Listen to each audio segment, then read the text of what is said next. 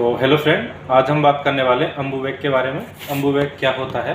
तो सबसे पहले हम लोग इसका फुल फॉर्म जान लेते हैं। अम्बुवेक का फुल फॉर्म होता है Ambu, AMBU, artificial manual breathing unit. मतलब आर्टिफिशियल मतलब कृत्रिम रूप से हम लोग इसको किसी पेशेंट को देते हैं। ये इसका यूज कब करते हैं कि अगर किसी पेशेंट को CPR देते हैं, ड्यूरिंग CPR या उसको ब्रीथ लेने में प्रॉब्लम हो, पेशेंट अनकॉन्शियस हो या सेमी कॉन्शियस पोजीशन में होता है, अवस्था में होता है, उस टाइम पे हम लोग अम्बुवेक का यूज़ करते हैं। अम्बुवेक का यूज़ करते हैं CPR के दौरान।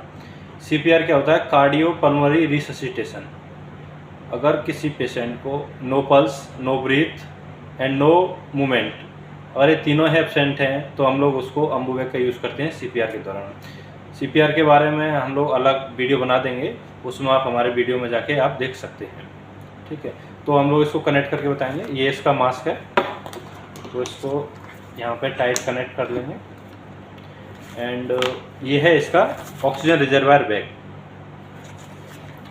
ऑक्सीजन रिजर्वायर बैग का है एंड ऑक्सीजन पाइप है। इसको ऑक्सीजन इनलेट के यहाँ पे, ये इनलेट होता है यहाँ पे, इसको यहाँ पे ऐड कर लेंगे। इसको जोड़ लिया। हम लोग अम्बुवेक का ही यूज़ क्यों करते हैं? अम्बुवेक का यूज़ हम लोग इसी करते हैं कि अगर किसी पेशेंट को ब्रीथिंग में प्रॉब्लम हो, तो ब्रीथ नहीं ले पा रहा है, तो उस टाइम उसको ऑक्सीजन की कमी होगी बॉडी में। तो ऑक्सीजन की कमी होगी तो बॉडी के अंदर हाइपोक्सिया होगा। हाइपोक्सिया होगा, अगर हम लोग उसको उस time mouth to mouth breath देंगे तो हम लोग सांस लेते हैं तो उसमें 21% ऑक्सीजन होता है, और हम लोग वही ऑक्सीजन अगर पेशेंट के देंगे तो हम लोग छोड़ते हैं तो उसमें 16% ऑक्सीजन होता है, मतलब 16%।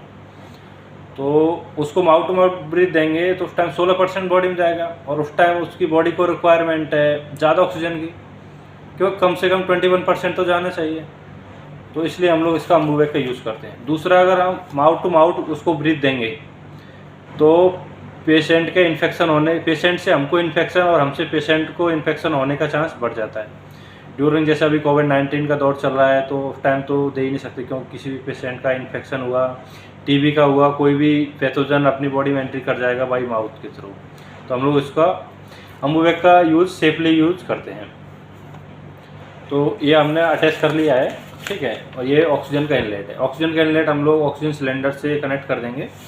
तो सबसे पहले ऑक्सीजन कनेक्ट करेंगे तो वो ऑक्सीजन इसमें आएगा। उसके बाद अगर ये फुल हो जाता है तो उसके बाद रिजर्वायर बैग में आएगा, ठीक है।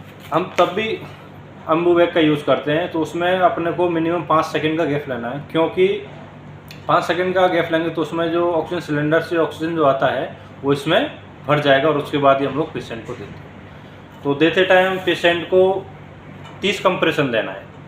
पेशेंट के CPR के दौरान जो देते हैं ना, पेशेंट को 30 कंप्रेशन देना है एंड 2 अम्बुवेक से ब्रीथ देना है। इसको ये वाला जो एरिया है ये उसकी नोज साइड आएगा और ये माउथ आएगा। इसको देने से पहले पेशेंट का एयरवे क्लियर करने का है कि उसका मुंह में कुछ फंसा तो नहीं है, टंग पीछे तो नहीं चली गई, या मुंह में कुछ निगला हुआ है। तो उसको 2 उंगली डाल के पेशेंट का जीभ वगैरह, जीभ है, टंग है, नोज, उसको क्लीन करना है एयरवे को। अगर उसमें म्यूकस है तो सक्शन भी कर सकते हैं हम लोग। उसके बाद इसको वहाँ पे रखेंगे उसके माउथ पे, और इसको दबा के प्रेस करेंगे। यानी आप अंगूठे से ही सहारा दे सकते हैं, उंगलियों से ही सहारा दे सकते हैं, बट एक उंगली या अंगूठे का सहारा उसकी चिन पे होना चाहिए, क्योंकि जिससे उसका एयरवे जो एरिया है वो एकदम कंप्लीट खुला हुआ रहेगा।